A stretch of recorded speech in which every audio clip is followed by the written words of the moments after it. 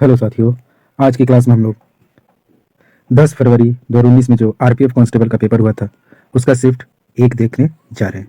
तो जितने भी नए लोग हैं चैनल को सब्सक्राइब कर देंगे और वीडियो पसंद है तो उसको एक लाइक कर देंगे। इससे पहले की सारी वीडियो आप लोग के लिए इस चैनल पर प्लेलिस्ट बना दिया गया है। आप लोग जाकर वीडियो 1 से शुरू करते हुए अभी जो वीडियो 29 है यहाँ तक देख लेंगे। इससे क्या होगा कि आपका जितना भी वीडियो छूटा है, जितना भी आपका शिफ्ट छूटा हुआ है, आप उसको देखकर अच्छे से जीके का एनालिसिस कर पाएंगे कि कहाँ से जीके पूछा गया है। तो चलिए आज की क्लास हम लोग शुरू करते हैं। आज की क्लास का पहला प्रश्न है, सिमलीपाल बायोस्फीयर रिजर्व किस राज्य में स्थित है? तो सिमलीपाल बायोस्फीयर रिजर्व उड़ीसा राज्य में स्थित है। तो आप यहाँ देख रहे हैं कि बायोस्फीयर से भी प्रश्न पूछे जा रहे हैं। तो आप लोग बायोस्फीयर के जितने भी प्रश्न बनते हैं आप उन्हें एक बार अच्छे से देख लेंगे।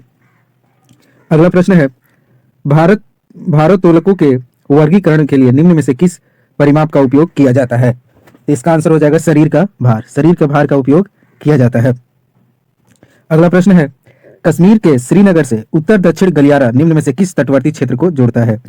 जो कश्मीर के श्रीनगर से उत्तर दक्षिण गलियारा निम्न में से किस तटवर्ती क्षेत्र को जोड़ता है? तो ये आपका हो जाएगा कन्याकुमारी को जोड़ता है।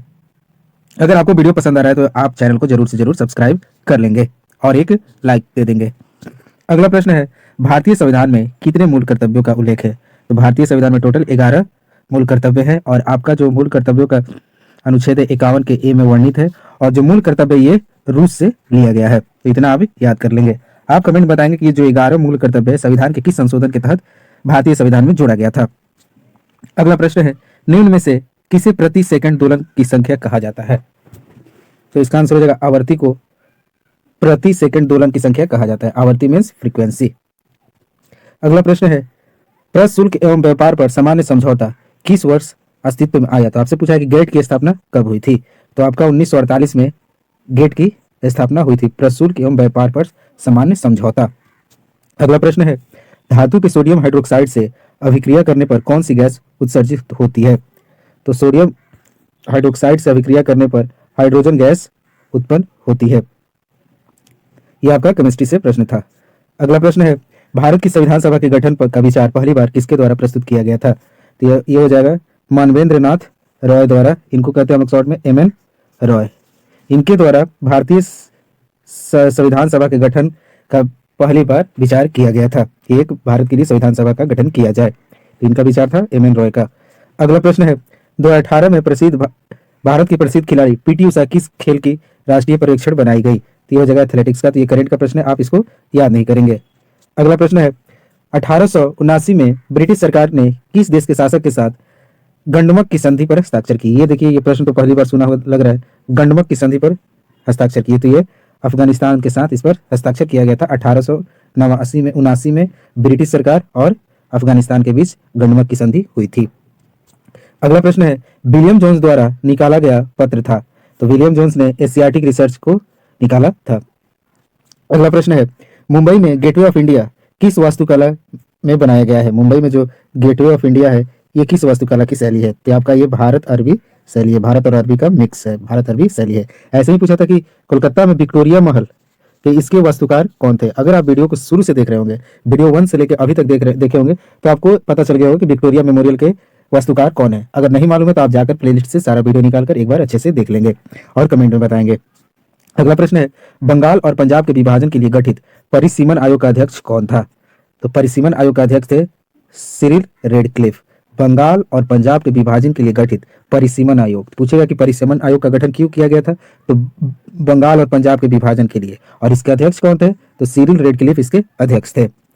अगला प्रश्न है, विशिष्ट तौर पर किसी निश्चित स्थान पर पाए जाने वाले पौधे और जंतुओं की प्रजाति क्या कहलाती है? तो ये कहलाती है स्थानीय प्रजाति। अगला प्रश्न है, कक्षीय तापमान पर निम्न में से कौन सी धातु तरल अवस्था में पाई जाती है? तो रूम टेम्परेचर पर पारा एक ऐसी धातु है जो तरल अवस्था में पाई जाती है, लिक्विड फॉर्म में पाई जाती है।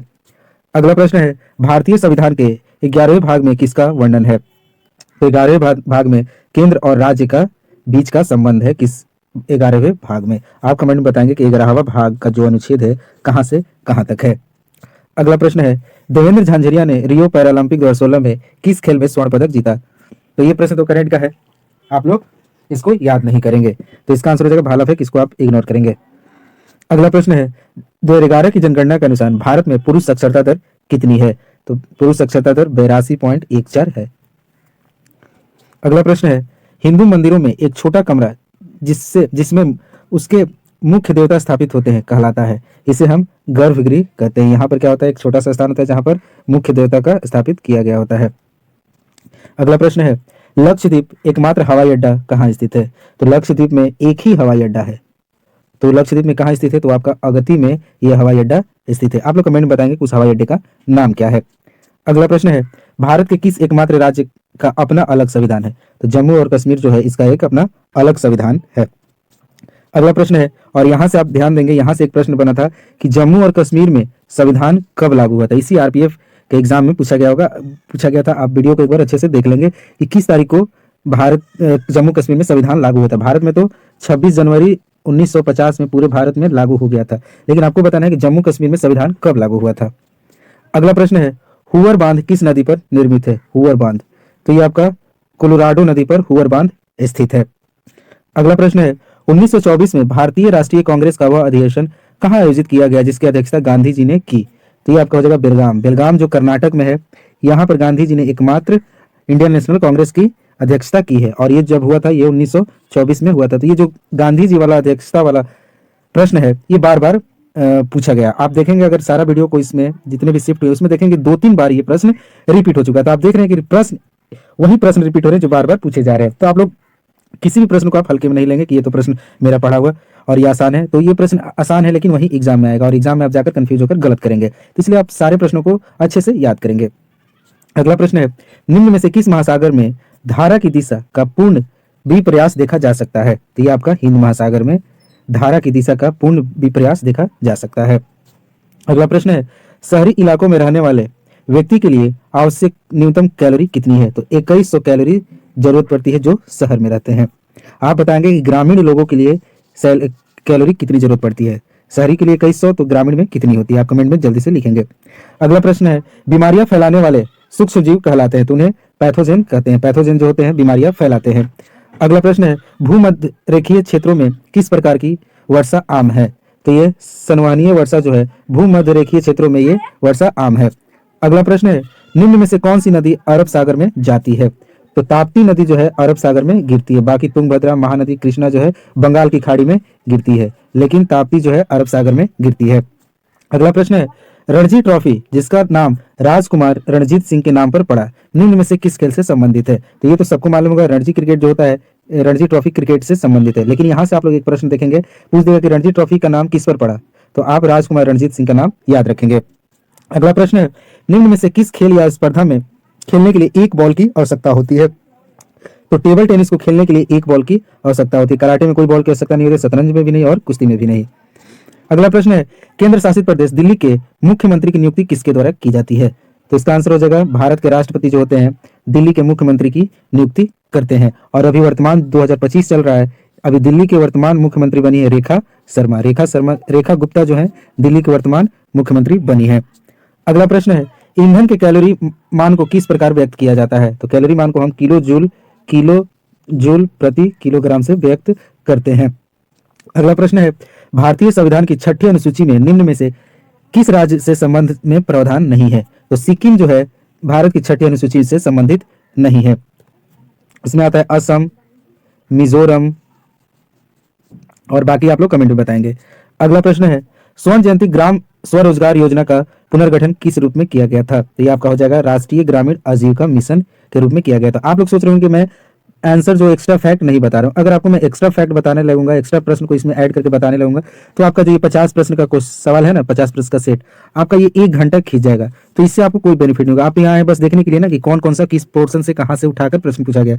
इसलिए मैं मात्र 10 मिनट में आप लोग को चाह रहा हूँ कि सारा 50 प्रश्न दिखा दूं। तो आप लोग को तो एक्स्ट्रा वाला मालूम है, आपको बस यहाँ आए हैं ये देखने के लिए कि प्रश्न कहाँ से बन रहा है, इसलिए मैं आपको सिर्फ प्रश्न को ही दिखा रहा हूँ। अगला प्रश्न है, ग्राम एवं कुटीर उद्योग समिति को किस नाम से जाना जाता है? तो इसे हम करवे समिति कहते हैं। ग्राम एवं कुटीर उद्योग समिति को हम करवे समिति भी कहते हैं। अगला प्रश्न है, भारतीय संविधान का निम्न में से कौन सा अनुच्छेद उपाधियों के निलंबन से संबंधित है? तो उपाधियों का अंत आपका अनुच्छेद 18 से संबंधित है। ये भी प्रश्न रिपीट हुआ है। 21 का ए जो है निजता का अधिकार है। अगला प्रश्न है, भारत में द्वितीय पंचवर्षीय योजना की अवधि क्या है? तो द्वितीय पंचवर्षीय योजना जो थी 1956 से 1961 तक चली थी।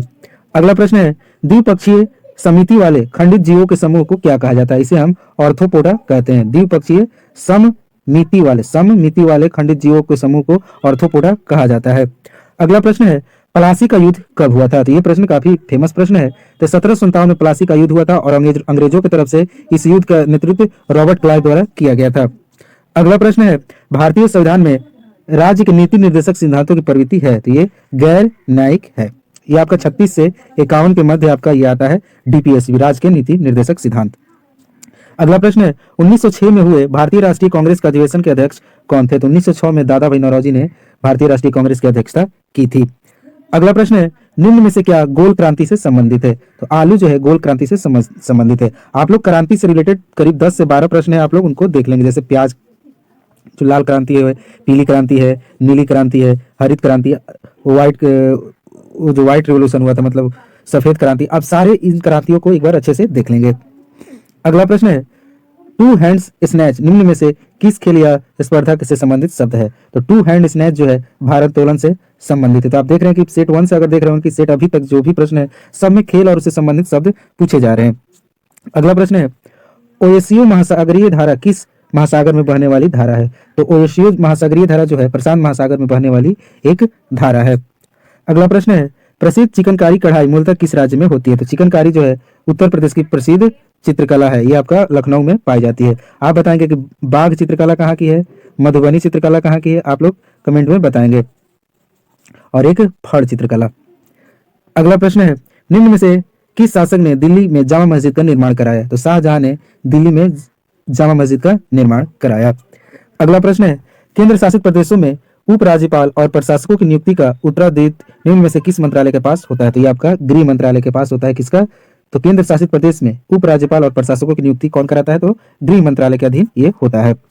अगला प्रश्न प्रश्न संख्या 48 है, दर्पण के समान समतल सतह से परावर्तन क्या कहलाता है? तो इसे हम नियमित परावर्तन कहते हैं।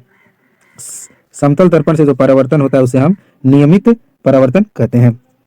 अगला प्रश्न है, द्रव्यों द्वारा आरोपित घर्षण बल क्या कहलाता है? तो इसे हम ड्रैग कहते हैं। द्रव में भी घर्षण बल होता है तो उनके वो घर्षण बल को हम ड्रैग कहते हैं। और आज का लास्ट प्रश्न है, निम्न में से किस कारण फलस्वरूप केंद्र शासित प्रदेश पुडुचेरी का निर्माण किया गया था? तो सांस्कृतिक विशिष्टता के कारण पुडुचेरी का निर्माण किया गया था। आप कमेंट बताएंगे कि पुडुचेरी केंद्र शासित प्रदेश का गठन कब हुआ था। तो आज हम लोगों ने टोटल 50 प्रश्न देख लिए। अगर आपको वीडियो पसंद आया तो आप लोग एक लाइक देंगे और चैनल को जरूर सब्सक्राइब कर लेंगे। मिलते हैं नए वीडियो के साथ। जय हिंद, जय भारत।